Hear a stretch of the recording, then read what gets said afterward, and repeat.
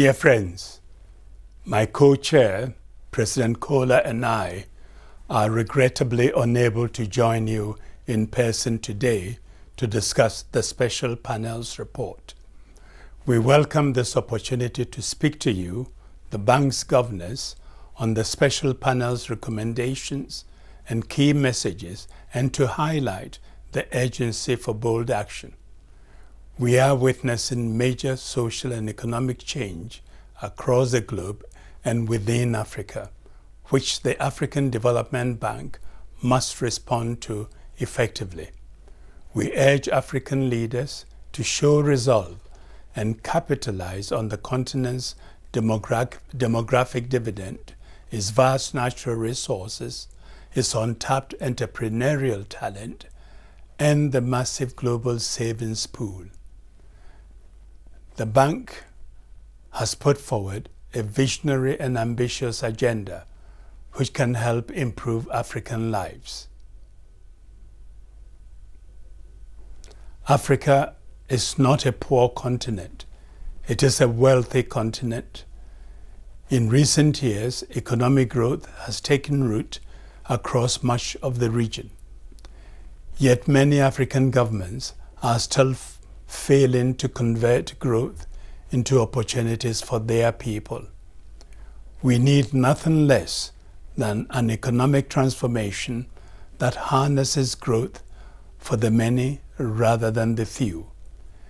Ladies and gentlemen, most of Africa's challenges persist not due to lack of knowledge, plans, or technical solutions, but to a lack of political will. A new sense of urgency is now needed among all African leaders to push through the long-discussed transformation. Africa's civil society and the private sector need to challenge leaders to live up to Africa's potential.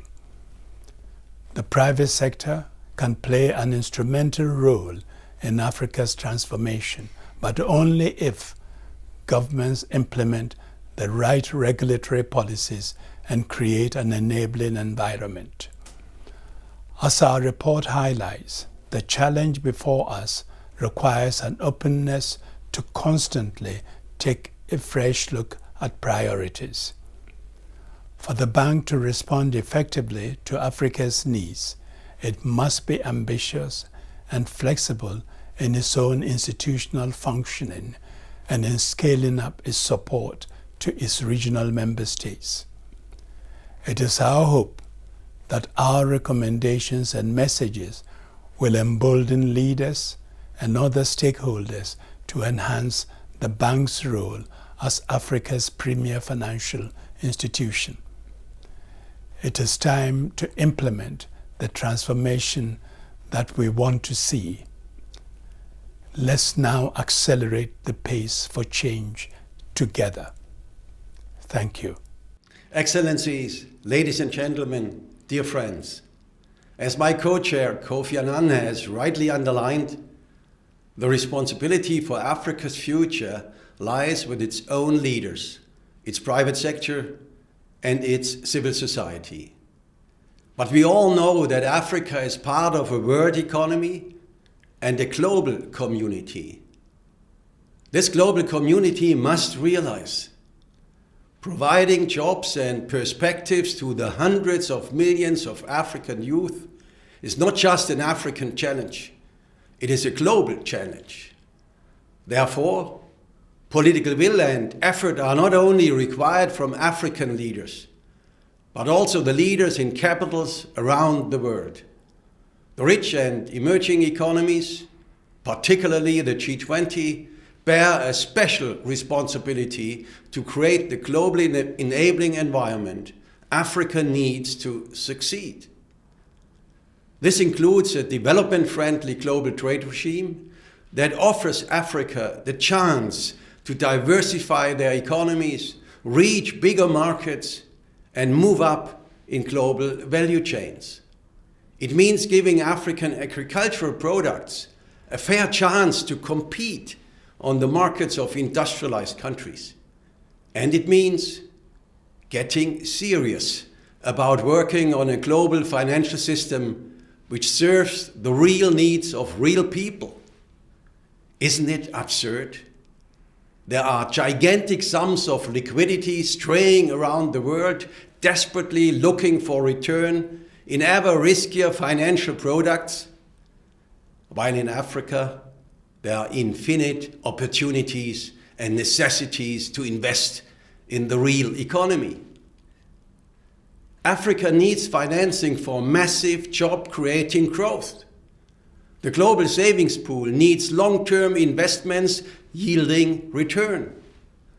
This could be a historic match.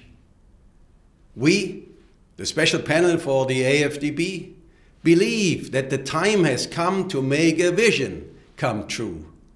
The vision of building solid financial bridges between the old, savings-heavy countries of the North and the young, investment-hungry societies in the South.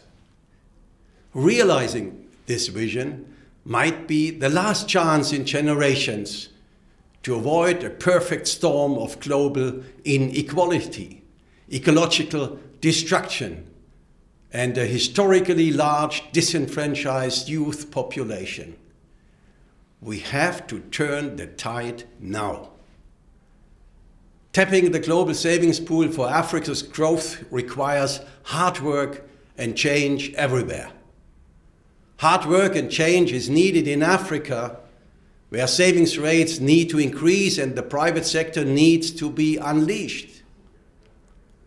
Hard work and change is needed in the international regulatory environment, with new de-risking schemes and better incentives for joint ventures between African and foreign companies.